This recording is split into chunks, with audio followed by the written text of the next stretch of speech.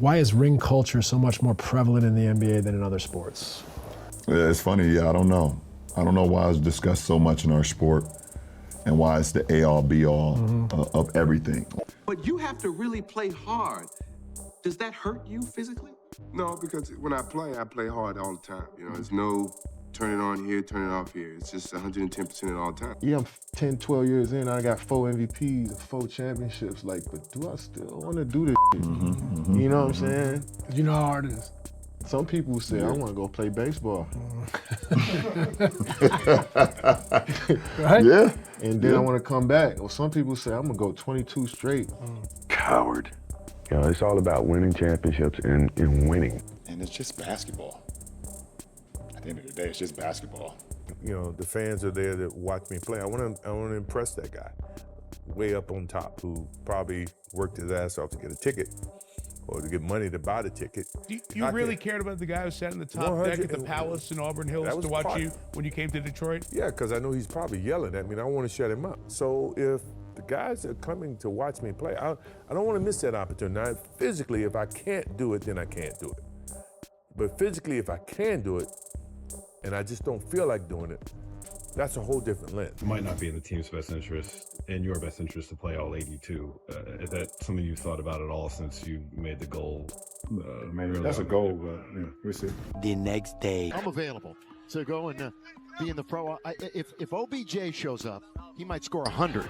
If you're going to make $50, $60 million a year and just say, hey, you know what? I'm only going to play 2 out of 3, 3 out of 4.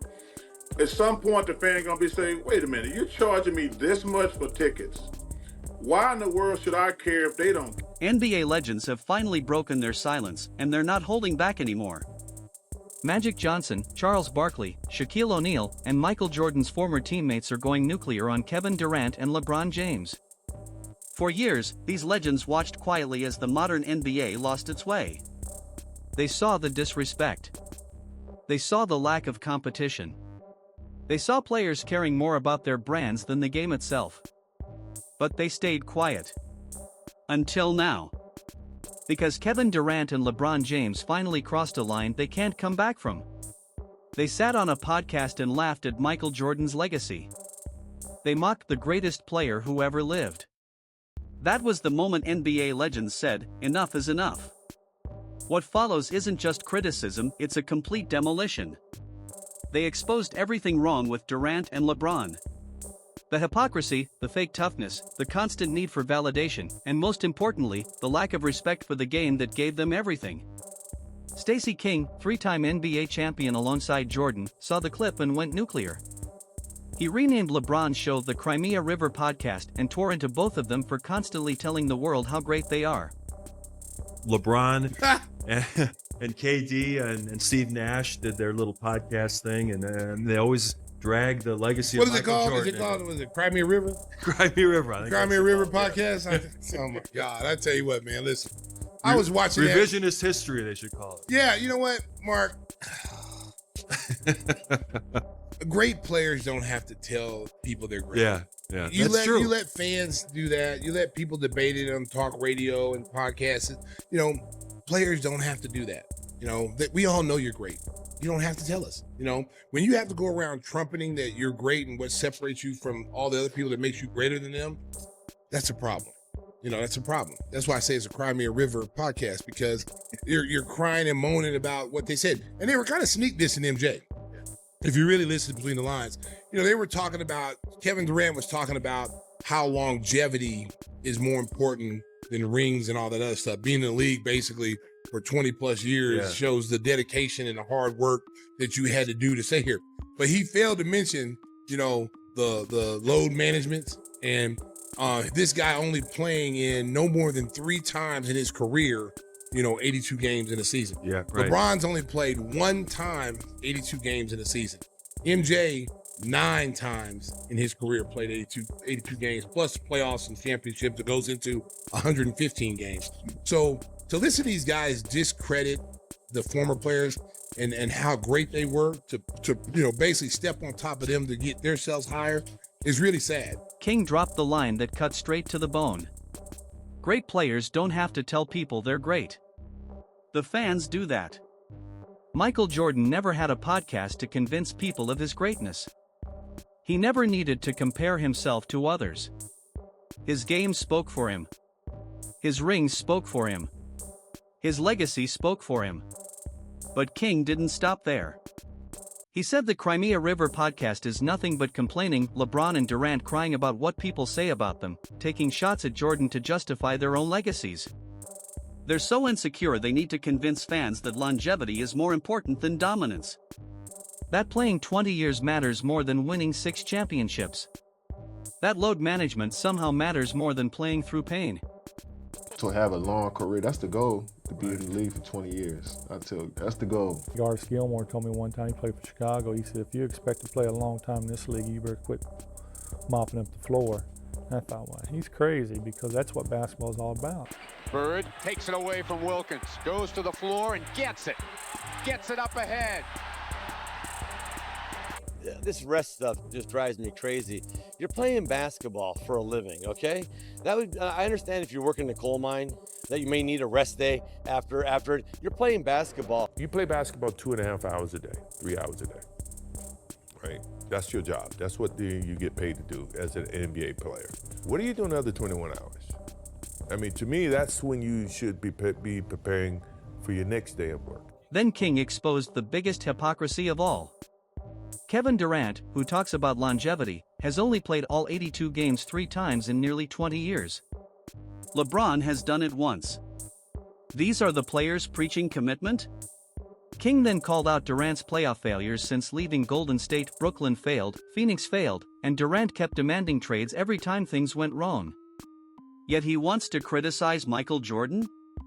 Magic Johnson, normally diplomatic, finally snapped.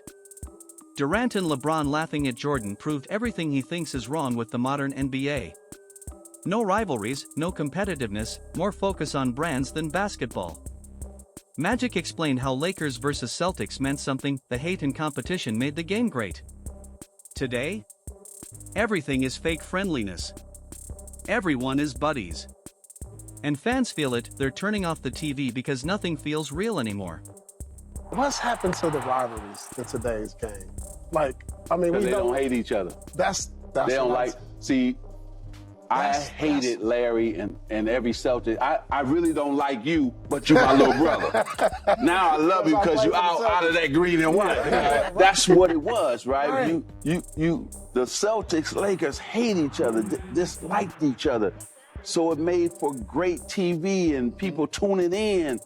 And now, I don't know if it's AAU, I don't know what it is. Now everybody's shaking each other's hand. Everybody like each other, won't go at each other like really hard. Even that's what happened to the All-Star game, see? Yeah. See, the All-Star carried into the All-Star game.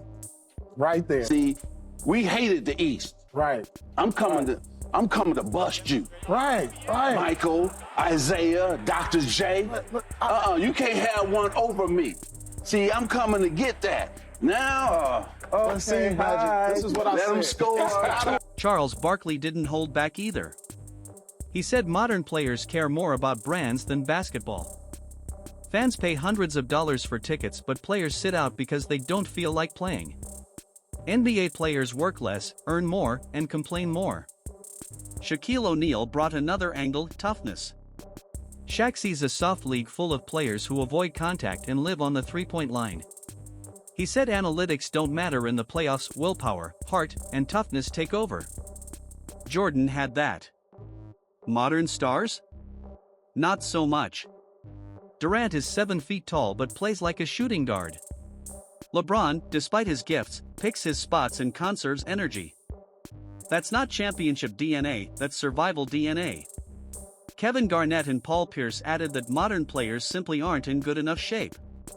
They skip fundamentals, skip conditioning, skip real practice, then wonder why they're injured. Meanwhile, Jordan played 82 games multiple times, through pain, through injuries, because he respected the game and the fans. They compared career accomplishments. Durant plus LeBron equals 39 seasons, 6 championships combined. Jordan equals 13 seasons, 6 championships alone.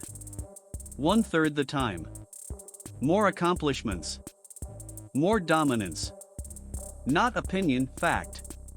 You have a guy making 75, 80, 90, God forbid, $100 million a year to play basketball. Right. And the guy says, I'm going to rest tonight.